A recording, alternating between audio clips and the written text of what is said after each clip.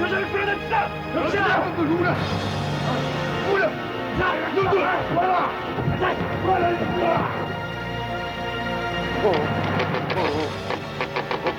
첫째, 송사 처리 시 뇌물을 받는 등 부정을 일삼은 죄. 둘째, 강제로 백성들의 돈을 뺏은 죄.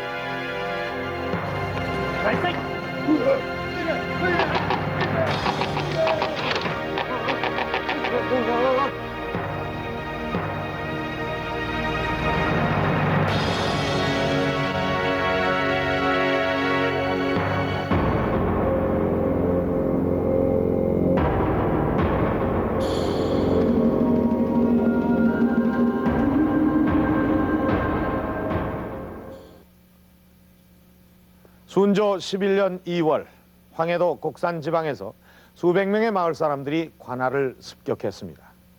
그리고서는 이 고을의 수령을 가만히에 싸서 마을 밖 30리 밖으로 내다버렸습니다. 이는 대단히 충격적인 사건이었습니다. 물론 이 도적대와 같이 특정한 무리들이 관할을 습격한 적은 있었습니다. 그러나 이 마을 사람들이 직접 관할을 습격해서 수령을 내쫓은 일은 처음 있는 일이었습니다. 당시 순조나 조정 대신들은 이는 전에 없던 변고라고 하며 대단히 놀라워했다고 합니다. 이 곡산 주민들이 이 수령을 내쫓은 이유는 이 고을 수령이 부정부패를 일삼았기 때문입니다. 이 마을 사람들을 괴롭혀서 자신의 부를 축적해 왔기 때문입니다. 그러면 이 도대체 이 곡산 부사 박종신은 얼마나 어떻게 부정축제를 했기에 이 마을 주민들의 분노를 사게 된 것일까요? 그 자세한 내막을 살펴보도록 하겠습니다. 안녕하십니까? 이 곡산 사건에 대해서 자세히 알아보셨다고요? 네, 먼저 곡산 사건에 대해서 설명드리기 전에 곡산 지역에 대해서 설명드리겠습니다. 곡산 지역은 황해도 동북쪽에 위치한 인구 2만 6천여 명의 작은 마을입니다. 그런데 이 마을에서 수령을 내쫓은 일이 발생한 것은 바로 수령이 저지른 비리 때문이었습니다. 그래서 제가 수령이 어느 정도 비리를 저질렀는지 직접 알아봤습니다. 지난 2월 11일 문제의 사건이 발생했던 곡산 관아입니다. 사건이 나자 조정에서는 진상조사를 위해 안핵사를 파견했으며 안핵사는 사건 가담자들 중 주모자를 조사하고 있었습니다. 이 사람들이 이번 사건의 주모자들입니까? 그렇소이다. 이제 그럼 이 사람들은 어떻게 됩니까? 적극적으로 가담한 자들은 목숨을 부지하기 어려울 것이다. 주동자를 잡아들여서 엄히 다스리라는 어명이 있었어.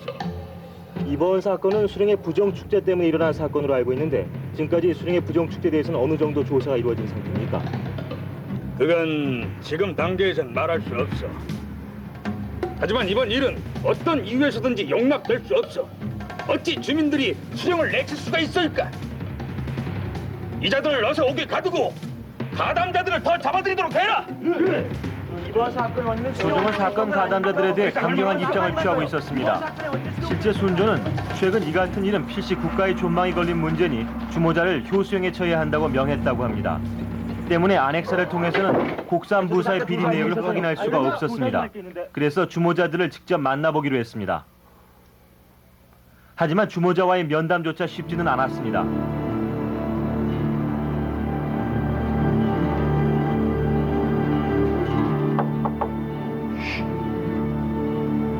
조정의 방침이 강경하던데 두렵지 않습니까? 죽을 게 두려웠다면 처음부터 시작하지도 않았을 거요. 부자는 수령이 주모자들은 조정의 강경한 대응에도 전혀 흔들림이 없었습니다.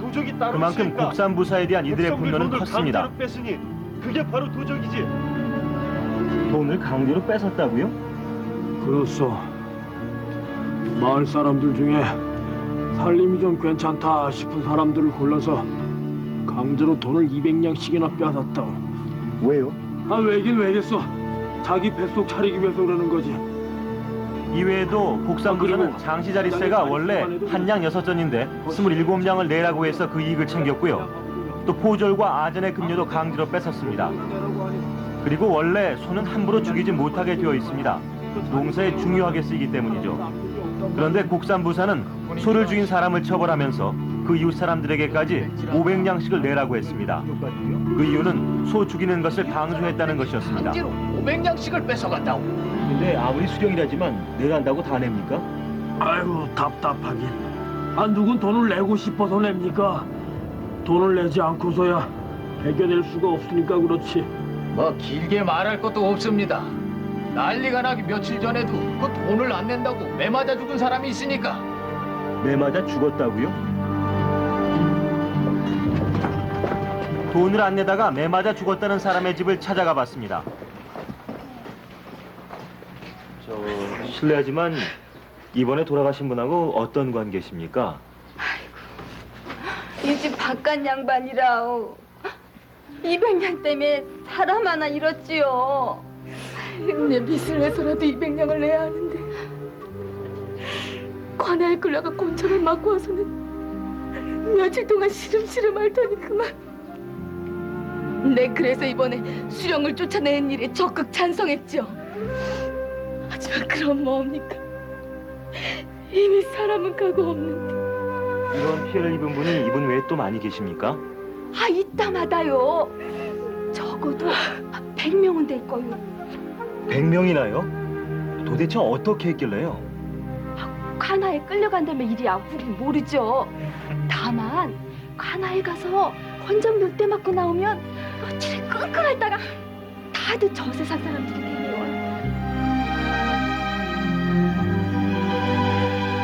도대체 어떻게 형벌을 가했길래 100명이나 곤장을 맞고 죽었는지 관아를 다시 찾았습니다. 맞아요. 좋기 100명은 넘을 겁니다. 아니 어떻게 그렇게 사람이 많이 죽었죠? 뭐 특별한 이유라도 있습니까? 이유가 다 있죠. 원래 곤장이라는 것은 그 형벌에 따라 그 규격이 정해져 있게 마련인데 그런 규격보다 더 크고 단단하게 만들었으니 제 아무리 장사를 한들 배겨낼 수 있겠습니까? 아니 그럼 그건 수령이 직접 만든 겁니까? 수령이 아니면 누가 만들겠어? 당시 곡산부사는 1809년 11월에서 1811년 2월까지 15개월간 곡산부사로 재임하면서 백성들의 재물을 빼앗고 부를 축적해 왔습니다. 그 부정 축제한 규모는 얼마나 됩니까? 정확한 수치가 나와 있지 않기 때문에 전체적인 규모는 파악할 수가 없습니다. 그렇지만은 곡산부사가 부정 축제한 내용을 유형별로 따져볼 수가 있는데요. 우선 아무런 이유도 없이 돈을 강제로 빼앗은 경우가 있었고요. 두 번째는 말도 안 되는 이유를 내세워서 돈을 빼앗은 경우가 있습니다. 예를 들어서 이 소를 죽인 사람을 방조한 사람에게 500냥의 벌금을 부과한 그것이 될 수 있습니다. 또 세 번째로는 뇌물을 받고 송사를 처리하거나 또는 공무집행 시에 뇌물을 받은 경우가 있습니다. 그렇지만 보다 중요한 것은 자신의 말을 듣지 않는다는 이유로 백성들을 잡아다가 임의로 만든 형구에 끼워서 100여 명이나 죽게 만들었다는 사실입니다. 정말 그 15개월 동안 백성들이 겪어야 했던 고통이 어떤 건지 짐작이 가네요. 그렇지만 이 곡산부사의 비리는 이것뿐만이 아닙니다. 이 곡산부사 박종신은 곡산 지역 사람들을 이 환곡이라는 제도로 가장 심하게 괴롭혔습니다. 환곡이라면은 그 춘궁기인 봄에 백성들에게 쌀을 빌려줬다가 가을에 10%를 가산해서 되돌려받는 그 빈민 구제책이지 않습니까? 네, 그런데 이 환곡 제도가 본래의 뜻과 다르게 이용되고 있었습니다. 환곡에 대한 피해 사례를 들어보기 위해 마을 사람들을 만나봤습니다. 환곡? 원래 뜻이야 좋지요. 하지만 그럼 뭐합니까? 사실은 안 그런데요. 안 그래요? 백성 굶기고 수령은 배불리는 게 환곡이라. 길게 얘기할 거 없소이다. 따라오시오. 어디 가시는데요? 내 보여줄 게 있소이다.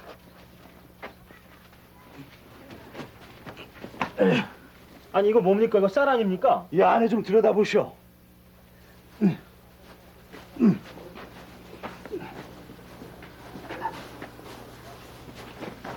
이게 이번에 받은 황국미라오. 쌀은 반도 안 되고 겨가 잔뜩 섞여 있어. 이렇게 반가마니를 한가마니로 속여서 빌려준 뒤 가을엔 순수한 쌀 한가마니에다 이자까지 덧붙여서 받았다고 합니다. 물론 그 이득은 수령이 챙겼습니다. 이 외에도 환국을 이용한 통리 사례를 보면 환국민은 원하지도 않는데 강제로 떠넘긴 뒤 가을에 이자까지 챙겨서 돌려받습니다. 또 쌀의 시세를 이용해서 중간 이익을 챙기기도 하는데요.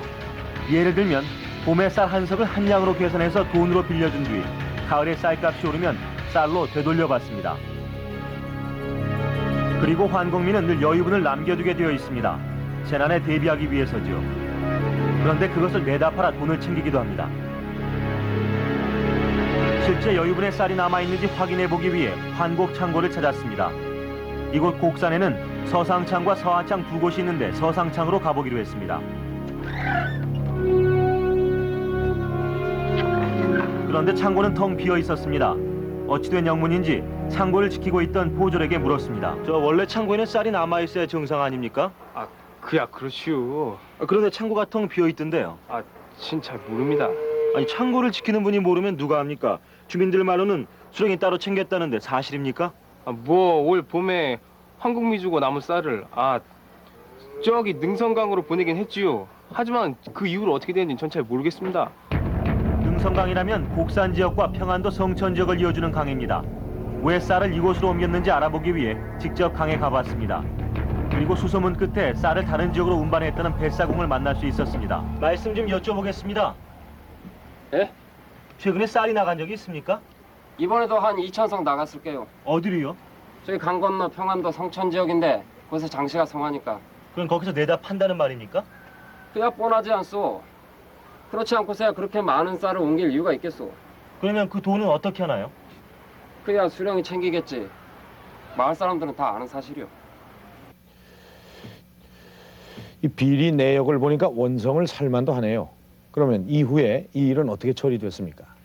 순조와 일부 조정 대신들의 입장은 곡산부사 박종신의 이 잘못은 인정하지만 백성들이 집단적으로 고래 수령을 내쫓은 행위는 인정할 수 없다는 태도를 분명히 했습니다. 왜냐하면 그것은 곧 국가의 기강을 무너뜨리는 일이기 때문입니다. 순조는 이번 사건은 아주 강력히 대응해야 나라의 기강에 선다 이런 얘기를 자주 했다고 합니다. 결과적으로 이 백성들 중에서 주모자 41명은 사형을 당했고 68명은 유배형을 떠났습니다. 그만큼 이 사건은 당시에 충격적인 사건이었습니다. 그럼 곡산부사 박종신은 어떻게 됐습니까? 물론 곡산부사도 처벌을 받았습니다. 이 일에 근본적인 책임이 있다는 이유로 울산으로 유배형을 보냈습니다. 백성들은 사형에 처하면서 그 원인 제공자인 부사는 유배령에 처한다. 잘 이해가 안 되는 처벌인데요. 네, 그렇지 않아도 일부 조정 대실 중에서 이런 처벌에 문제가 있다고 지적하기도 했습니다. 그중 예조 판소했던 김릭은 이번 사태를 초래한 이 곡산부사 박종신은 가볍게 처벌하고 백성들에게 엄히 벌을 내린 것은 아주 문제가 있다고 했습니다. 그래서 지금이라도 백성들을 위로하고 박종신에게 더욱 중한 벌을 내려야 한다고 주장했습니다. 그렇지만 이러한 주장은 받아들여지지 않았습니다. 왜냐하면은 당시 조정리에는 이와 같은 의견을 가진 사람들이 소수였기 때문이었습니다. 아니 그렇다면 실제 이 법적인 규정에 비춰봤을 때 그건 어떤가요? 이 유배령이 적합한 건가요? 네, 그래서 이번엔 제가 직접 법 규정을 찾아봤습니다. 조선시대 부정축제한 관리에 대한 처벌 규정을 알아보기 위해 한국법제연구원을 찾았습니다. 조선시대에도 부정축제한 공무원에 대해서 법적인 처벌 규정이 있었습니까? 예, 뭐 엄한 처벌 규정이 있었습니다. 주로 어떻게 처벌했습니까? 우리 고유의 법전인 그 경국대전에도 그 바로 참 부정공무원 본인뿐 아니라 그 아들 손자한테도 배설기를 막는다든지 하고, 그리고 그 청거한 사람에게도 그 연대 책임을 지우는 그런 규정들이 있었습니다. 아, 그럼 좀 더 구체적으로 부정관리에 대한 처벌 규정을 좀 얘기해 주시죠. 예, 그 이제 우리 법전에 뭐 인용되고 있습니다만은 그 대명률 직해라고요. 이것이 바로 명나라 법제기는 하지만은 태조 4년에 우리 실정에 맞게끔 이두문으로 전부 고쳐가지고 이른바 우리 형법전으로 참 바로 만든 법이고, 이것이 이제 조선조 500년까지 적용했던 법입니다. 여기 이거에 의하면은 뇌물을 받는다든지 또 국가 재산을 횡령한다든지 해서 그 액수가 80관 같으면은 되게 한 관이 10량 정도로 치면은 800량이 됩니까? 그런 경우에 그 횡령 착복했다든지 뇌물 받으면은 사형까지 교수형까지 처하고, 뇌물은 그렇게 받았지만은 일은 정당하게 합법적으로 처리했을 때는 그때는 형의 등급을 낮춰가지고 유삼천리 최고로 유배형 3천리 받거든 제도라든지 항명북도 꼭대기까지 보낼 수 있었습니다. 네, 그럼 이런 경우는 어떻게 처리합니까? 지금 곡산부사 박종신의 비리 내역을 조사해 왔는데요. 나타난 자료에 의하면은 15명에 200냥 같으면 3,000냥이 되죠. 3,000냥이 되고 또 이제 서로를 도살한 사람에게 형벌을 과하고 이를 방조한 이에게 또 500냥 징수했다면은 3,500냥을 착복한 게 되네요. 그런 경우에 대명률 직회에 의하면은 800냥이 이제 초과되기 때문에 그렇게 받고 또 일을 불법적으로 처리했다 이래 볼 수 있는데 그래 되면은 최고 사형까지 교수형까지 처하게 됩니다. 박종신의 비리 내역 중에 일부만 계산했는데도 당시 법적인 기준으로 봐서는 사형입니다. 그러니 실제 환곡이나 장시 자릿세 등 박종신이 부정축지한 재산을 모두 계산한다면 어떤 이유에서든지 사형은 면할 수 없는 것입니다. 법적인 규정은 상당히 엄격했군요. 그런데 이 곡산부사 박종신은 규정보다는 좀 약하게 처벌이 됐군요. 네, 법은 엄격했지만 제대로 운영되지 못하고 있었습니다. 그런데 여기서 한 가지 궁금한 게 또 있습니다. 이 당시에도 이런 관리들의 부정을 감시하는 그런 제도가 있지 않았습니까? 네, 있었습니다. 각 도마다 감사가 있어서 해당 지역의 수령을 감시하고 평가하는 제도가 있었습니다. 그 가운데 하나가 바로 전체제도라는 제도였습니다. 수령을 감시해서 평가하고 등급을 매기는 일이었습니다. 부정을 저지르거나 실정을 하면 전, 또 선정을 하면 최라는 등급을 매겼는데요. 이 제도를 통해서 수령은 파직당하거나 또는 더 좋은 직급으로 나아가기도 했습니다. 아니 그런데 어떻게 이 감사는 이 곡산부사 박종신의 부정을 몰랐을까요? 혹시 알면서도 눈 감아준 건 아닌가요? 네, 그래서 제가 혹시 그럴 가능성은 없는지 확인해 봤습니다. 이곳이 황해감사 홍희신의 집입니다. 계십니까? 정말 황해감사는 계십니까? 박종신의 죄상을 몰랐는지 직접 만나서 땡기죠? 얘기 들어보겠습니다. 안에 계십니까? 왜 그러십니까? 잠깐 여쭐 말씀 있어 왔습니다. 안 돼요. 아무도 만나지 않겠다고 하셨습니다. 잠깐이면 됩니다. 안 된다니까요. 잠깐만요. 아니 안 된다. 잠깐이면 되겠어요. 감사는 만날 수가 없었습니다. 그러나 황해감사의 심중을 알 수 있는 방법이 있습니다. 흔히 자신이 맡고 있는 지역에 문제가 생기면 감사는 그 문제를 임금께 보고하게 되어 있습니다.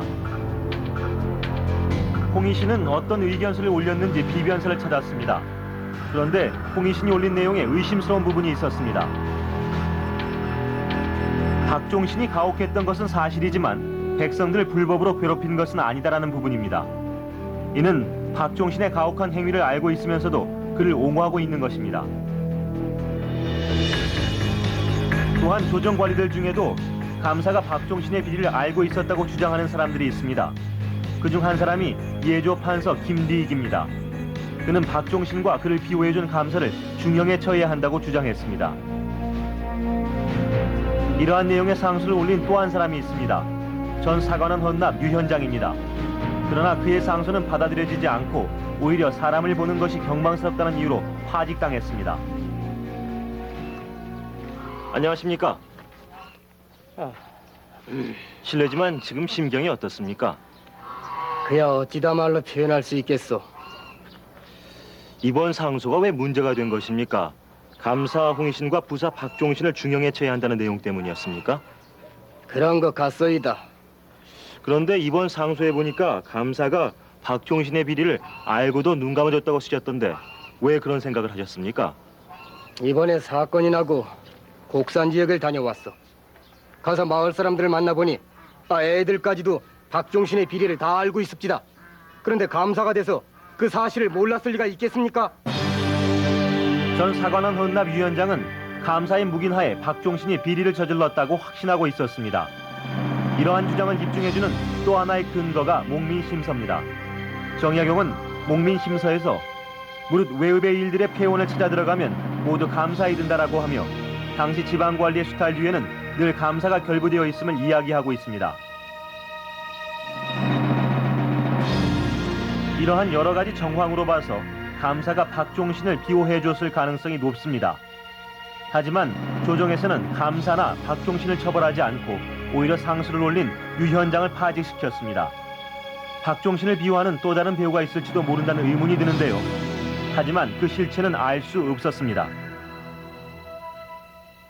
그러니까 수령을 감시해야 할 감사가 오히려 수령의 비리를 눈 감아준다. 어떤 이유가 있었을까요? 정확한 이유는 알 수 없지만 다만 이 시기에 몇 가지 비슷한 사건이 있어서 이 사건들을 보면 원인을 추정해 볼 수 있을 것 같습니다. 아니 그럼 그런 사건이 또 있었습니까? 네, 그렇습니다. 1808년 평안감사 조두경이 부임한 지 1년도 채 못 되어서 3만 양을 부정축제했습니다. 이 3만 양을 당시에 나와 있는 기록에 살펴보면은 쌀 한 섬이 5양이었으니까 지금으로 치면은 한 양에 3만 5천 원 정도가 되는 셈인데요. 이 돈을 지금으로 환산하면 10억 5천만 원입니다. 10억 5천만 원이요. 지금으로 쳐도 어마어마한 액수네요. 그런데 이러한 평안감사 조두경의 비리를 어사 선흥보가 폭로했는데 감사는 벌하지 않고 오히려 어사 선흥보의 보고가 잘못되었다면서 어사를 파직시켰습니다. 아니 부정축제한 감사는 처벌하지 않고 도리어 어사를 처벌했다.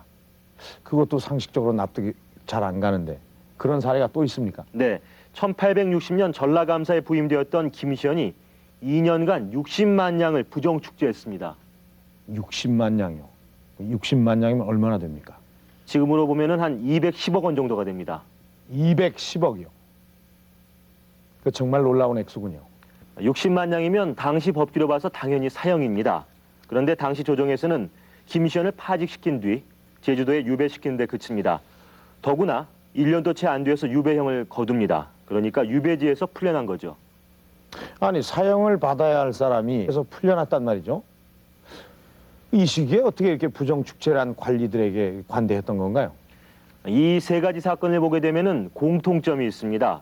우선 곡산부사 박종신이 부정축제를 했던 1811년에 권세를 누리던 가문 중에 반남박씨 가문이 있었는데 곡산부사 박종신이 바로 이 반남박씨였습니다.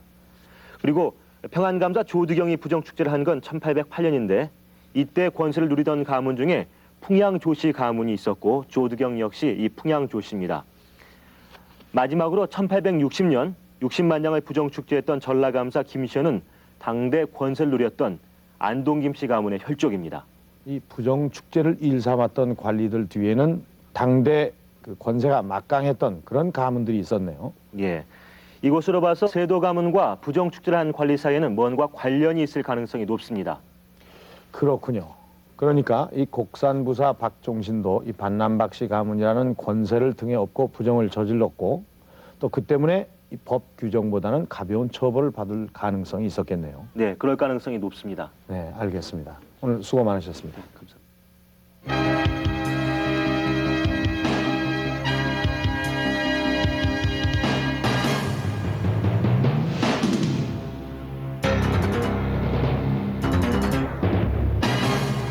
그러니까 이 시기에 대규모의 부정축제를 했던 관리들의 뒤에는 세도 가문이 있었습니다. 그런데 아무리 당대 권세를 누리던 가문이라고 하지만은 어떻게 이런 일이 가능했을까요? 정용실 씨가 취재를 해봤습니다. 네, 이 세도 가문의 사람들이 대규모의 부정 축제를 할 수 있었던 데에는 어떤 배경이 있는 건지 제가 먼저 알아봤습니다. 순조가 즉위한 이후 정권을 잡게 된 가문을 살펴보면 경주 김씨, 안동 김씨, 풍양조 씨, 그리고 반남 박씨입니다. 이들이 당대 세도 가문이 된 것은 왕실과 밀접한 관계 때문인데요. 그 관계를 하나하나 살펴보면 경주 김씨 김관주는 순조의 할머니인 정순왕후의 오랍입니다. 정조의 갑작스런 죽음으로 11살 어린 나이에 순조가 즉위를 하자 왕실의 제일 위더른이었던 정순왕후가 수렴 청정을 시작을 합니다. 이때 정순왕후의 오라비인 김관주는 이 조정의 요직을 두루 거치면서 실권을 잡게 됩니다. 6년 만에 정순왕후의 수렴 청정이 끝나고 순조가 집권을 하게 됩니다. 이때 순조의 어머니인 수빈박씨 집안, 순조의 부인인 순원왕후의 집안, 그리고 순조의 며느리인 신정왕후의 집안이 권력을 잡게 되는데요. 이들이 바로 반남박씨, 안동김씨, 풍양조씨 가문입니다. 이렇게 순조가 집권한 뒤에는 순조와 외척 관계에 있던 가문들이 실권을 잡게 됩니다. 그리고 이것은 왕권의 약화를 가져옵니다. 정조 임금이 타계한 이후에 외척 세도 정치가 장기간에 걸쳐서 진행이 됐습니다. 외척 세도 가문으로는 정조 사후 바로 집권했던 경주 김씨를 위시해서 뒤에 60여 년간 가장 중요한 역할을 하는 안동 김씨, 반남 박씨, 풍양조 씨 이런 몇몇 가문들이 정권을 독점을 했습니다. 이들의 정권 독점 단계에서는 살림 정치의 원리를 부정하고 있었기 때문에 비판 세력이 용납되지 못했으며 조직적인 사상 통제가 행해졌습니다. 국왕도 이들을 견제하지 못하는 그런 상황에서 이들 몇몇 가문의 외척 세도 정치는 장기적으로 유지되면서 이번에는 이들 외척 세력이 어느 정도 권력을 독점하고 있는지 알아봤습니다. 당시 최고 권력 기구는 비변사였습니다. 비변사는 국정에 관한 모든 사안들을 결정하는 기관입니다. 이러한 비변사 내에서도 가장 실권을 잡고 있는 자리인 비변 당상 자리를 차지하고 있는 각 가문의 비율을 조사를 해보면 외척 세력이 수위를 차지하고 있습니다. 이들의 권세를 짐작할 수 있는 또 하나의 사례가 있습니다. 세도 가문의 하수인인 호조의 말단서리가 개성 유람을 떠났는데 개성 대상인들이 기생 악공 등 100여 명을 동원해 지극히 환대했다고 합니다. 이는 세도 가문의 위세가 얼마나 막강했는지를 알 수 있는 단적인 예입니다. 이들 세도 가문들이 이렇게 권력을 독점하면서부터 그 다음에는 그 권력의 공공적인 성격을 망각하고 사적인 가문들의 권력을 유지하기 위한 수단으로서 부정부패를 일삼기 시작합니다. 그리고 그러한 부정부패를 일삼는 촉수 역할을 하는 것이 감사와 수령, 즉 지방관들이죠. 이렇게 되면서부터 세도 가문들의 권력의 독점 현상, 그리고 권력의 자기 정화, 자정 능력의 상실, 이런 것들이 결국은 세도 가문들이 19세기에 모순을 일으키는 주요 원인이 되지 않나 이렇게 생각합니다. 네, 보신 것처럼 이 순조 집권 이후 이 권력을 잡은 세도 가문들은 이 세력 확장과 부의 획득에만 관심을 쏟고 있었습니다. 이러한 세도 가문의 특징은 그 세도라는 말에서부터 찾아볼 수가 있는데요. 이 원래 세도라는 뜻은 처음 중종 때 조광조가 한 말입니다. 세상을 바르게 다스린다는 그런 의미로 쓰였었는데요. 그런데 이 시대의 세도 가문들이 펼쳤던 그 세도 정치는 그 의미가 조금 다릅니다. 그러니까 세력 세자를 써서 세력 확장과 이 부의 축적에만 관심을 가지고 있었던 그들의 성향을 나타내고 있었던 것이죠. 더구나 이 당시에는 이러한 세도 가문을 견제할 만한 세력이 없었기 때문에 앞서 보신 것과 같은 그런 부정 축제가 가능했고 또 그에 대한 처벌이 미약할 수밖에 없었겠네요. 네, 그렇습니다. 이들 세도 가문들의 세력 확장을 위한 노력은 이 매관 매직이라는 대표적인 형태로 나타나고 있습니다. 실제로 어느 정도로 매관 매직이 성행을 하고 있었는지 그리고 또 얼마의 관직이 정말 거래가 되는지 그 현장을 제가 직접 잠입 취재해서 알아봤습니다.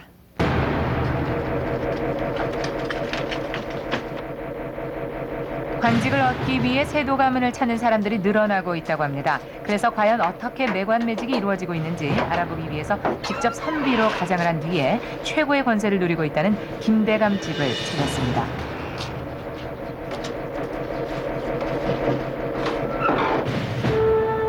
타인의 안내를 받고 들어간 곳은 별채였습니다. 들어가시죠. 어느 대감집이나 뒷거래는 첩이 맡아서 하고 있었습니다. 만에 하나 발각이 되더라도 대감은 처벌을 피하기 위해서입니다. 어느 자리를 원하시오? 시골 수령자리 정도면은 좋겠는데요. 과거 시험은 봤수? 과거 시험은 왠지 자신이 없어가지고 제가. 에이고, 그럼 시험에도 합격해야 하고 관직도 얻어야 하는 처지구만. 그렇습니다. 액수야 알고 왔겠지? 액수요? 아이고, 잘 모르는데 제가. 아니, 그럼 여긴 어떻게 알고 왔수? 지난번에 같이 과거 시험을 보던 사람이 여기를 찾아가라 그러길래 제가. 그럼 내가 말하리다. 속가급제엔 3만 냥, 그리고 대가급제엔 10만 냥. 처음 수령이 되어 임지를 떠나는 자는 10,000냥. 관찰사나 유수의 경우는 100만 냥이요. 어디 보자. 그러니까 14만 냥이 필요한 게지. 아이고, 이거 큰일 났네. 이거 오늘 돈을 그만큼 안 갖고 왔는데. 언제까지 가져오면 될까요? 요즘 워낙 부탁한 사람이 많아서 빨리 가져오는 것이 좋을 것이요. 자그마님, 손님 기다리십니다. 오냐? 실제 매관 매직이 성행하고 있었습니다. 이미 관직과 과거 시험의 종류별로 액수가 정해져서 거래가 이루어지고 있을 정도였습니다. 하지만 그 액수 또한 적지 않은 양이었습니다. 과연 이렇게 많은 돈을 주고 관직을 사려고 하는 이유가 뭔지 첩을 찾아왔던 한 선비를 만나봤습니다. 아, 잠깐만요. 미시오. 아유, 아까 안에서 잠시 뵙지 않았습니까? 아, 아니 근데 커다란 보자기를 하나 들고 가시던데, 아니 그 안에 얼마나 넣으신 거예요? 아, 그렇게 많이 넣으셨어요? 반탄이요. 좋은 지역의 수령 얻기가 그리 쉬운 줄 아시오. 아니 그러면 그 지역마다 자리값이 다르다는 그런 얘긴가요? 그야 당연하지요. 당연하다니요? 쌀도 많이 나고 시장 거래가 활발한 지역이 이 본전을 뽑기가 쉬우니까 그렇지요. 본전이라고요? 이 사람 참 답답하긴. 아니 관직을 얻으려고 낸 생돈은 찾아야 될 거 아니오. 아니 어떡해요? 일단 수령이 되면 돈 모을 방법이야 많지요. 우리한테는 그 노다지나 다름없는 이 환곡 있지. 거기다가 이 송사할 때 잘 봐달라고 요거 들어오지. 그뿐인 줄 아오? 아전이나 포졸들이 그 심심찮게 그 뇌물 갖다 바치지. 이 본전 뽑는 거는 이 시간 문제지요. 자 그럼. 매관 매직은 또 다른 부정부패를 낳고 있었습니다. 이 관리들 사이에서는 거두어들이는 재화가 풍족하면 유능한 관리고 주머니가 텅 비면 무능한 관리라고 불릴 정도였습니다. 이렇게 매관 매직은 중앙의 세도 가문에서부터 지방관들까지 부정부패로 병들게 만들었으며, 이는 세도 가문, 감사, 수령으로 이어지는 부정의 연결고리를 만들었습니다. 세도 가문은 이들 지방관들을 통해서 부를 축적을 하고 자신의 세력을 키워나갔습니다. 정약용은 이러한 부정부패의 근원을 조정의 권세가들이 뇌물을 받는 데 있다고 지적하기도 했습니다.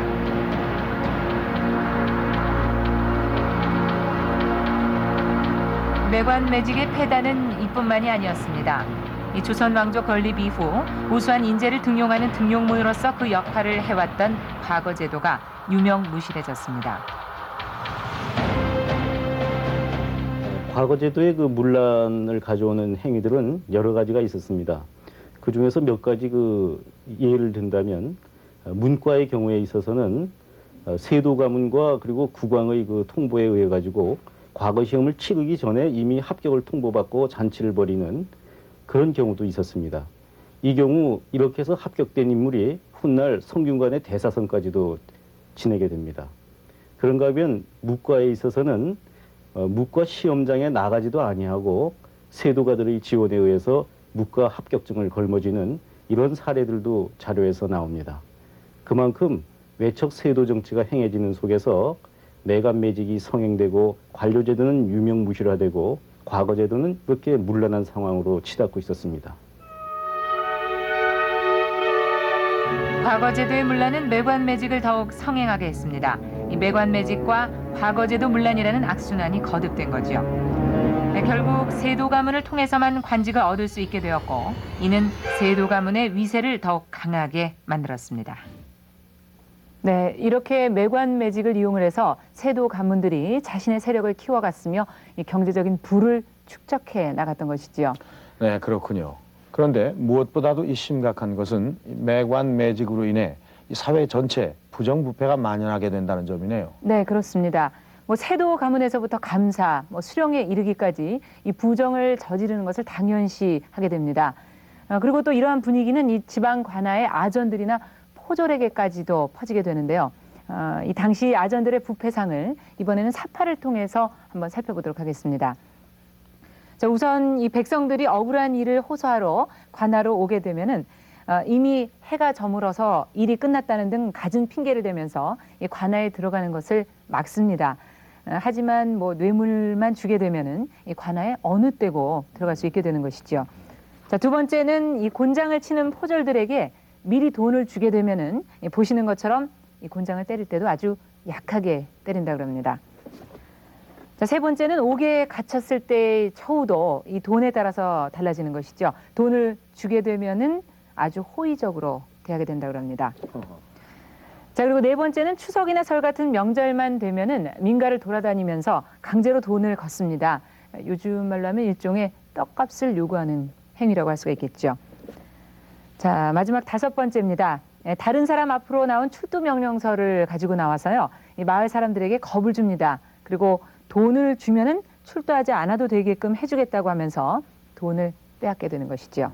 정말 백성들의 주머니를 터는 방법도 가지각색이네요. 더군다나 이 조정에서 이 실권을 쥐고 있는 세도 가문이 그 부정부패 중심에 있기 때문에 그 문제를 해결하기도 어려울 것 같은데요. 네, 그렇습니다. 사실 순조는 이 집권 초기에 상당한 의욕을 보였습니다. 그 한 예가 어사 파견이라고 할 수가 있을 텐데요. 지방 관리들의 비리를 근절하기 위해서였죠. 그래서 이 실제 기록을 보면은요, 이 순조 시대에 가장 많은 어사를 파견한 것으로 나와 있습니다. 하지만 좀 안타깝게도 실효를 거두지는 못했습니다. 그것은 실세였던 이 세도 가문들이 중간에 개입을 해서 어사를 매수하기도 하고, 앞서 보셨던 예처럼 이 평안감사의 예처럼 제대로 지방 수령의 비리를 폭로를 해버리는 그런 어사는 이 세도 가문들이 중심이 돼서 이들을 파직시키고 했었죠. 그러니까 점차 이 세도 가문이 득세를 하면서 이 조정에서는 이런 부정부패를 척결할 만한 그런 능력을 잃어버리게 된 거죠. 네, 그렇습니다. 이 무렵에 나온 것이 바로 곡산 사건인데요. 이 곡산부사 박종신의 탐악은 날이 갈수록 심해지지만은 이것이 해결이 될 기미가 보이지 않자 곡산 주민들이 직접 나서게 된 것입니다. 그저 뭐 수령이나 감사의 횡포에 숨죽이고만 있던 이런 백성들이 직접 수령을 내쫓게 된 것입니다. 곡산 지역 백성들이 고을 수령을 내쫓은 사건에서 주목할 점은 참여한 사람들입니다. 그들은 농민과 부유한 상인 그리고 관속들까지 곡산 지역의 모든 계층이었습니다. 이는 특정한 집단이 아닌 모든 백성들이 하나가 되어서 부정한 관리를 내쫓은 최초의 사건입니다. 이 19세기의 곡산밀라는 대중적인 힘을 결집해서 구체적으로 수령권과 맞섰다는 점에서 상당히 중요한 의미를 지닙니다. 이러한 형태의 저항이라는 것은 바로 자기 사회 모순에 대해서 대중들이 결집된 힘을 통해서 극복하려는 의지를 최초로 보여주었다는 점에서 이후 밀란의 효시가 된다는 점에서 중요한 의미를 지닙니다. 이전의 농민들은 수령에 대한 불만이 있어도 적극적인 저항을 하지 않았습니다. 이 대개의 경우는 유민이 되어 마을을 떠났으며 설사 저항을 한다 하더라도 소극적인 표현을 했습니다. 산호라고 해서 관과 뒷산에 올라가 큰 소리로 비리를 외치고 도망을 가거나 거화라고 해서 밤에 잠시 모여 횃불 시위를 한 뒤에 뿔뿔이 흩어지는 정도였습니다. 그러던 것이 19세기 접어들면서 적극적인 저항의 형태로 나타났습니다. 그 효시가 곡산 사건이었으며 이후 부정한 수령에 대항하는 밀란이 전국적으로 나타납니다.